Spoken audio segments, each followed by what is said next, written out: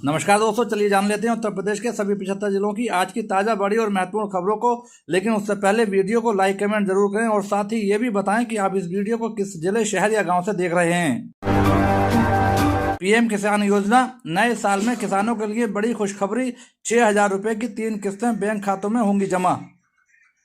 केंद्र सरकार नव वर्ष 2026 की शुरुआत में किसानों को खुशखबरी देने के लिए तैयार है। किसान प्रधानमंत्री किसान सम्मान निधि योजना के तहत निवेश सहायता प्राप्त करने के लिए बेसब्री से इंतजार कर रहे हैं। इस वर्ष भी किसानों के बैंक खातों में 3 किस्तों में नकद राशि जमा की जाएगी। सरकार हर 4 महीने में 2,000 रुपए उपलब्ध करा रही है। इस साल धनराशि की पहली किस्त फरवरी में जारी होने की संभावना है।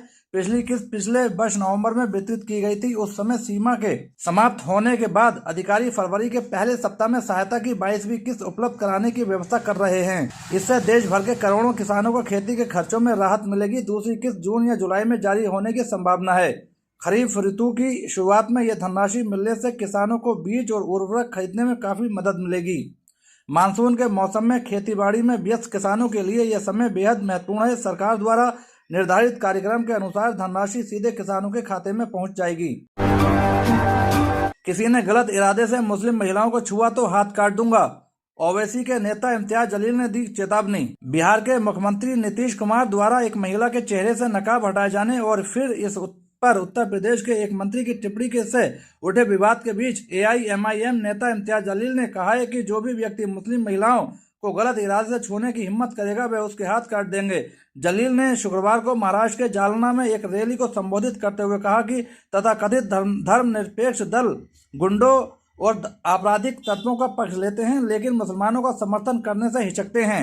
उन्होंने हिजाब विवाद को लेकर नीतीश कुमार पर निशाना औरंगाबाद के पूर्व सांसद इम्तियाज जलील ने कहा कि उत्तर प्रदेश के एक मंत्री ने आपत्तिजनक बयान दिया था। अगर कोई भी मुस्लिम बहन को गलत इरादे से छूने की हिम्मत करेगा तो मैं उसका हाथ काट दूंगा। उत्तर प्रदेश के मंत्री संजय निषाद ने नीतीश कुमार से जुड़े हिजाब विवाद के सिलसिले में कहा था कि अगर उन्होंने उसे कहीं और छुआ होता तो क्या होता। निषाद के इस बयान से बवाल खड़ा हो गया था। हालांकि निषाद की पार्टी ने बाद में सफाई दी कि उन्होंने बयान को तोड़ मरोड़ कर पेश किया गया एवं गलत अर्थ निकाला गया। अखिलेश ने की घोषणा, प्रदेश में सपा की सरकार बनने पर महिलाओं को हर साल मिलेंगे 40,000 रुपए। भाजपा ने दिया धोखा। सपा अध्यक्ष और पूर्व मुख्यमंत्री अखिलेश यादव ने कहा कि भाजपा सरकार के भ्रष्टाचार से हर वर्ग त्रस्त है। भाजपा जनता को गुमराह करने के लिए तरह तरह के हथकंडे अपनाएगी। मंत्रिमंडल विस्तार के नाम पर जनता को धोखा देने के लिए मंत्री बनाएगी। भाजपा को हटाने के लिए सावधान रहकर राजनीति करनी है। वर्ष 2027 में सपा की सरकार बनने पर महिलाओं को हर साल 40,000 रुपए देकर उनकी मदद की जाएगी। ये मदद पात्र महिलाओं के लिए होगी। सपा अध्यक्ष शनिवार को विभिन्न जिलों से प्रदेश सपा मुख्यालय पर आए कार्यकर्ताओं को संबोधित कर रहे थे। उन्होंने कहा कि हर विभाग में लूट मची है। यूरिया खाद से लेकर धान खरीद तक में कालाबाजारी, मुनाफाखोरी और भ्रष्टाचार है। भाजपा सरकार ने प्रदेश की कानून व्यवस्था, स्वास्थ्य और शिक्षा व्यवस्था सभी को बर्बाद कर दिया है। उन्होंने कहा कि किसानों को फसलों की कीमत नहीं मिल पा रही है। दुग्ध उत्पादकों को दूध का सही दाम नहीं मिल रहा है। बिचौलिए मुनाफा कमा रहे हैं और उन्हें मुनाफाखोरों को सरकार का संरक्षण है। जनता को भाजपा सरकार की विफलताएं बतानी है। भाजपा सरकार हर मामले में फेल हो गई है। भाजपा को लेकर गुमराह नहीं होना है। इस अवसर पर समाजवादी पार्टी के राष्ट्रीय प्रवक्ता राजेंद्र चौधरी और पूर्व सांसद अरविंद कुमार सिंह आदि मौजूद रहे। बनारस में जियारत, हजरत अली व हुसैन की गूंजी सदाएं, सजी महफिलें, बिलादत पर उठे जुलूस, शिया घरों में फातिहा। हजरत अली की बिलादत पर शायरों और उलेमाओं ने उनकी जिंदगी पर रोशनी डाली। दरगाह फातमान में उनके रोजे पर गुलपोशी और जियारत के लिए दिन भर हुजूम उमड़ा रहा। हजरत अली की बिलादत पर शनिवार को चहुं ओर जुलूस निकाला गया। मौला अली की सदाएं बुलंद होती रहीं। शिया घरों में खुशियों का माहौल रहा।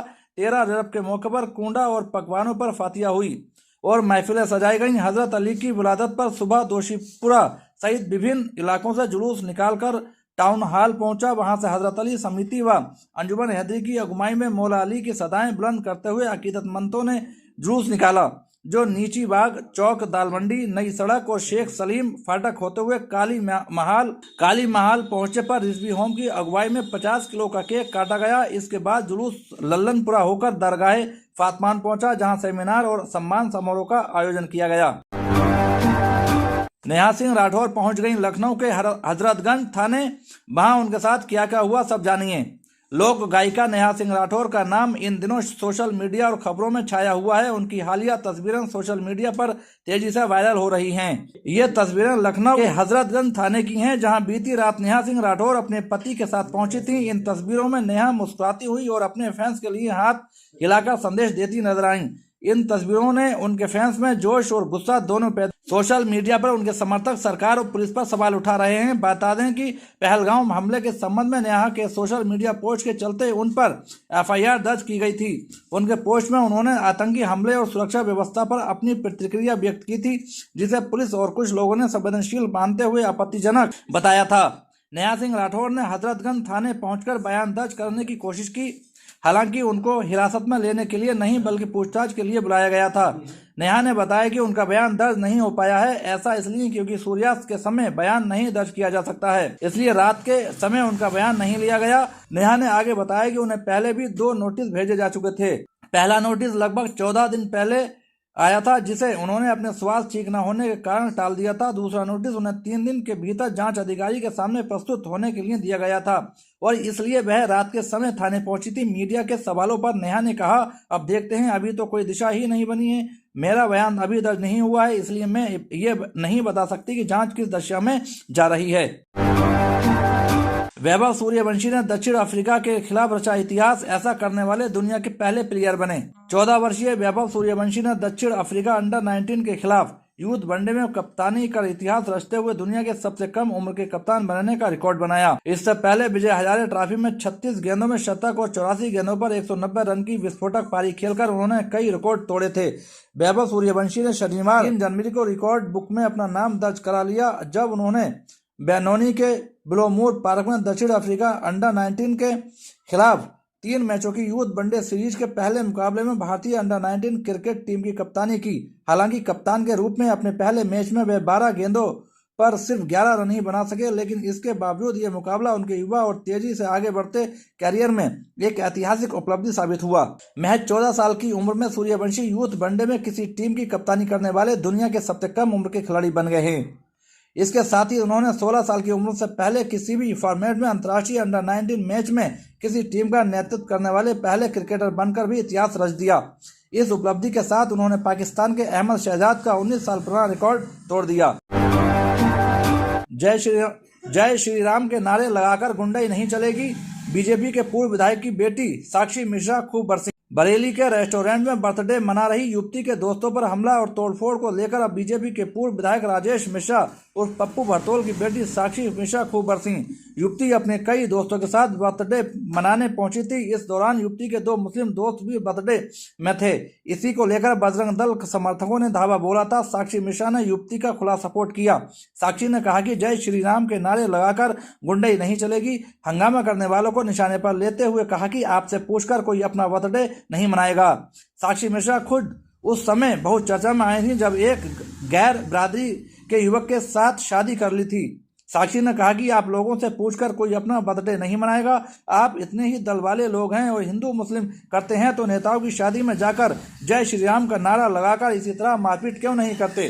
नेताओं की शादी में तो हिंदू मुस्लिम सभी जाते हैं, वहाँ इनकी नारेबाजी काम नहीं आती। साक्षी ने कहा कि आप लोगों की औकात ही नहीं है कि वहाँ जाकर कुछ कर सकें। आम जनता को आप लोग बेवकूफ़ समझते हैं, आम जनता पर हाथ पैर चलाते हैं।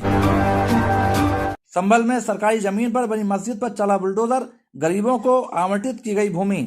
उत्तर प्रदेश के संभल में सरकारी जमीन पर बनी अवैध मदीना मस्जिद को गिरा दिया गया और जगह को समतल करा दिया गया। जिले के सलारपुर गांव में हुई ध्वस्तीकरण की कार्रवाई के दौरान डीएम और एसपी सहित तमाम प्रशासनिक अधिकारी पुलिस बल मौके पर मौजूद रहा। डीएम राजेंद्र पैंसिया और एसपी ने अतिक्रमण हटाने के बाद साफ की गई जमीन 20 गरीब निवासियों को बांट दी। कार्रवाई को लेकर जिले के पुलिस अधीक्षक एसपी के मिश्रोई ने जानकारी देते हुए कहा, सालारपुर गांव में प्रशासन से नोटिस मिलने के बाद सतर्क निवासियों ने खुद ही ढांचे हटा दिए। 4 महीने पहले प्रशासन और पुलिस को जानकारी दी गई थी और कानूनी प्रक्रिया का पालन करते हुए नोटिस जारी किए गए और ढांचे हटा दिए गए। इस कार्रवाई के बारे में एसपी ने बताया कि साथ ही इन 8 लाख रुपए का जुर्माना लगाया गया। प्रशासन की मंशा के अनुसार 20 जमीनें बेसहारा और गरीब लोगों को दी गई हैं, जिनके पास पहले कोई मालिकाना हक नहीं था। इन लोगों को जल्द ही औपचारिक रूप से मान्यता दी जाएगी। एसपी ने कहा कि सुरक्षा के मद्देनजर यहां 6 थानों की फोर्स, 2 प्लाटून पीएससी लगाई गई थी ताकि कार्रवाई के दौरान किसी प्रकार की अप्रिय स्थिति न बन। तहसीलदार धीरेन्द्र प्रताप सिंह के मुताबिक 14 जून 2018 को लेखपाल द्वारा रिपोर्ट दी गई थी कि हाजी शमीम ने सरकारी भूमि पर अवैध कब्जा कर मस्जिद का निर्माण कराया है।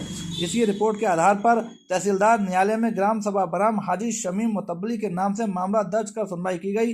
गरीबों के लिए आवंटित सरकारी भूमि पर अवैध कब्जा करके मस्जिद का निर्माण किया गया था। दरअसल ये मामला थाना एचौड़ा कंबो क्षेत्र के गांव सलेमपुर सलार और हाजीपुर का है। यहाँ गाटा संख्या 641 की नवीन प्रति 439 वर्ग मीटर सरकारी भूमि पर अवैध रूप से मस्जिद का पक्का निर्माण कराया गया था। चलिए दोस्तों, आज के लिए इतना ही। उत्तर प्रदेश की सभी खबरों को जानने के लिए बने रहिए हमारे चैनल द यूपी न्यूज़ 92 में।